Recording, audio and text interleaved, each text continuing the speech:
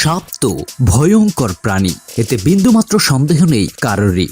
সাপ যখন তার শত্রুর মুখোমুখি হয়, সামনাসামনি ফুসফুস করলেও শত্রুকে আক্রমণ সামনাসামনি খুবই কম করে। যখন শত্রু পেছনে ফেরে তখনই সাপ তার শত্রুর পাছায় কামড় বসায়। এই পাছা কি বাম বলো? যাই হোক, বামে কামড় বসায় অথবা লেজ দিয়ে বাড়ি দেয়। আমি অনেক সাপকেই দেখেছি তারা শত্রুকে তার নিজের লেজ দিয়ে আঘাত করে না খাইয়া আজকে দৌড়ার কালকে দৌড়।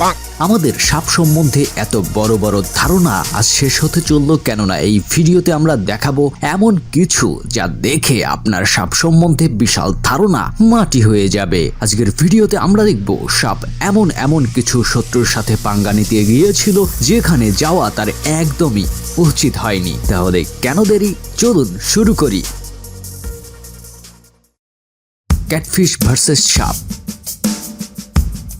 ক্যাটফিশ তো আমরা খেতে অনেকেই পছন্দ করি, আমাদের মতোই সাপও হয়তো ক্যাটফিশ খেতে পছন্দ করে। এই ভিডিওটিতে দেখা যায় দুটো সাপকে একটি ক্যাটফিশের জন্য লড়াই করতে। একটি সাপ এই ক্যাটফিশটির মুখে আক্রমণ করে, আরেকটি এর লেজ দিয়ে কামড়ে নিচে টানতে থাকে। এক পর্যায়ে যে সাপটি ক্যাটফিশটির লেজ ধরে টানছিল ও ছেড়ে দেয়, আর ওপরে যেটি মুখ ধরেছিল তার মাথাটা চলে যায় খোদ ক্যাটফিশটির মুখে, যা দেখে মনে হয় সাপটা ক্যাটফিশটির মুখেই আটকে গেছে। মজার ছিল বিষয়টা। বাঘ ও পাইথনের লড়াই দেখার জন্য প্রস্তুত হন এই সেঞ্চুরির সবচেয়ে ভয়ানক লড়াই। আর এটা সংগঠিত হলো জঙ্গলের রাজা ভার্সেস পাইথন। আচ্ছা, পাইথনকে কিসের রাজা বলা যায়? যেহেতু পাইথন পিচ্ছিল, তাই পিচ্ছিলদের রাজা বলা যায়। ওকে, পিচ্ছিলদের রাজা ও বনের রাজার মধ্যে লড়াই, কে জিতবে?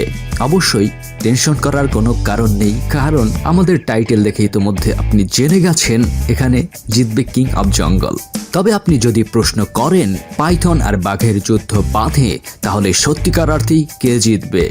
আসলে কে জিতবে তা নির্ভর করে পাইথনটির সাইজের উপর। যদি বড় সাইজের কোনো পাইথন হয় তো বাঘ কখনোই জিতবে না।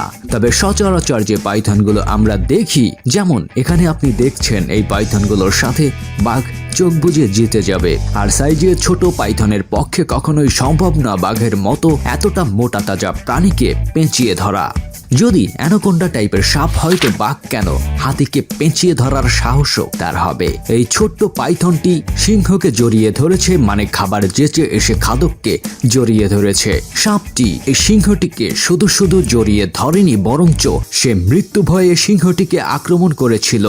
তবে এই ছোট্ট পাইথনটার স্থলে যদি বড় আকৃতির কোনো পাইথন হতো, তবে সিংহ আজকে বাতি ছাড়াই চোখে আলো দেখত। বন বিড়াল ভার্সেস সাপ। আমরা বাঘ, চিতা, লেপার্ড আর সিংহের মতো বড় বড় বিড়ালদের খবর সবাই কম বেশি রাখি, কিন্তু আর একটু খবর নিলে হয়তো বন বিড়াল সম্বন্ধেও জানতে পারতাম। মানুষ এদের কম চিনলেও সাপেদের কাছে বনবিড়াল অতি পরিচিত জন্তু। বনবিড়াল আফ্রিকার নেটিভ, আর আমরা এও জানি যে আফ্রিকা বিভিন্ন প্রকার সাপের আখড়া। যখন একটি বনবিড়াল ও একটি রাগী সাপ মুখোমুখি হয় তখন কি ঘটে? ইয়াস, তারা সেটাই করে যেটা অন্য প্রাণীরা করে। হ্যাঁ, তারা ফাইট করা শুরু করে, আর হ্যাঁ, তারা একে অপরকে আক্রমণ করা শুরু করে।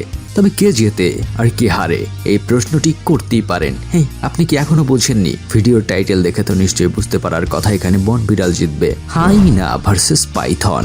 ওয়েল, এই দুটোই ডেঞ্জারাস। হাইনা সম্বন্ধে যারা জানেন না, তারা আফ্রিকা নিয়ে বানানো আমাদের পুরনো ভিডিও দেখলেই বুঝবেন এরা কতটা হিংস্র।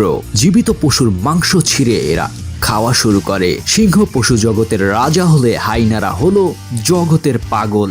না, মজা করছি না, এটা প্রচন্ড সাইকোটিক অ্যানিমাল। একটা পাইথন এই পাগল প্রাণীটির কাছ থেকে শিক্ষা নিয়েছিল। রক পাইথন বড় অজগরগুলোর মধ্যে অন্যতম, পাওয়া যাবে আফ্রিকায়। তো হাইনা দিনভর শিকার করে বিশ্রামের সময় যদি কোনো পাইথন ডিস্টার্ব করে, সেক্ষেত্রে হাইনা তাদের পাগলামি তো দেখাবি, যেমনটা হয়েছিল এই পাইথনটির সাথে। এই পাইথনটি আফ্রিকার একটি রোডের ওপর এসে পড়েছিল। কি কারণে এসেছিল জানি না, তবে একটা দুর্ঘটনা ঘটেছিল যখন এক হাইনা একে দেখে ফেলে, আর বেশ কিউরিয়াস হয়ে যায়। হাইনাটা দেখে সাপটি প্রতিক্রিয়া দেখালেই হাইনা বেশ ক্ষেপে যায়, আর ফল হয় ভয়াবহ। এমনিতেও হাইনা সাপ খেতে পছন্দ করে, আর যখনই সাপটি তার আশেপাশে এসে যায়, সে সাপটি নিয়ে খেলা শুরু করে। আর এমন একটা পর্যায়ে এসে যায়, হ্যাঁ, হাইনাটা সাপটাকে খেয়ে ফেলে। Bad luck. সাপ ও মুরগির লড়াই। এই ভিডিওটা বেশ মজারই ছিল। একটা মা মুরগি তার বাচ্চাদের নিয়ে কোনো একটা জায়গায় বিশ্রাম করছিল, আর তার কিছুক্ষণের মধ্যেই ওই স্থানে চলে আসে একটা সাপ। সাপটিকে দেখে মুরগিটা তটস্থ হয়ে পড়ে। লোভী সাপটি ধীরে ধীরে এই মুরগির বাচ্চা খাওয়ার জন্য বাচ্চাদের কাছে যাওয়ার চেষ্টা করতে থাকে, আর মা মুরগিটি তখন কোবরার সবচেয়ে বড় বাধা হয়ে দাঁড়ায়। মা মুরগি একে বাচ্চাদের সামনে যেতে দিচ্ছিল না, আর সাপটা তাতে খেপে যাচ্ছিল। যখনই সাপটি সামনের দিকে আগাতে চাইছে তখনই মুরগিটা ওর উপর ঝাঁপিয়ে পড়ছে, আর কোবরাও তো নাছোড়বান্দা। এদিকে মুরগিটাও বাচ্চা নিতে দিবে না। সাপটি চেষ্টা করতে থাকলো, তবে এক পর্যায়ে মুরগির হাতে গণধোলাই খেয়ে সে বাড়ির রাস্তা ধরলো। অ্যান্ড দ্য লাস্ট ওয়ান, মাকড়সা ভার্সেস সাপ। বস, মাকড়সা দেখতে কত নিরীহ, তাই না? দেখলে মনে হবে এই বান্দা নিজের জালের পোকাটি উল্টিয়ে খেতে পারবে না। তবে কিনা আশ্চর্য হতে হবে এই ঘটনা শুনে। কিছু মাকড়সা নরমাল মাকড়সার চেয়ে অনেক গুণ বড় আর ভয়ঙ্কর, আর এসব মাকড়সা বিষাক্ত হয়। এদের কামড়ে মানুষের মৃত্যুর খবরও পাওয়া যায়। এসব মাকড়সার সামনে যখন কোনো সাপ চলে আসে, তারা খাবার হিসেবে তা শিকার করে ফেলে। প্রথমে এসব মাকড়সা তার ভেতরে থাকা বিষ সাপের শরীরে প্রবেশ করিয়ে দেয়, আর তারপর ও নিজের জালে সাপকে জড়িয়ে ঘায়েল করে ফেলে। শুধু বড় কেন, আকারে ছোট এমন মাকড়সাও সাপ কাবু করতে ওস্তাদ। এমন অনেক ভিডিওই আপনি ইন্টারনেটে দেখবেন যেখানে মাকড়সা বিশাল সাইজের কোবরাকে মেরে ফেলেছে। সাপেদের দুর্ভাগ্য যে মাকড়সাও তাদের খায়। তো বাস, এখান থেকে কোন ভিডিওটি আপনার কাছে সবচেয়ে বেশি ইন্টারেস্টিং লাগলো জানাতে ভুলবেন না। আপনারা জানালে আমি একটু কন্টেন্ট বানাতে আগ্রহ বোধ করি। আজ এ পর্যন্তই, দেখা হচ্ছে নেক্সট ভিডিওতে। সে পর্যন্ত স্টে হ্যাপি, স্টে কুল। আল্লাহ হাফেজ, টাটা এন্ড গুড বাই।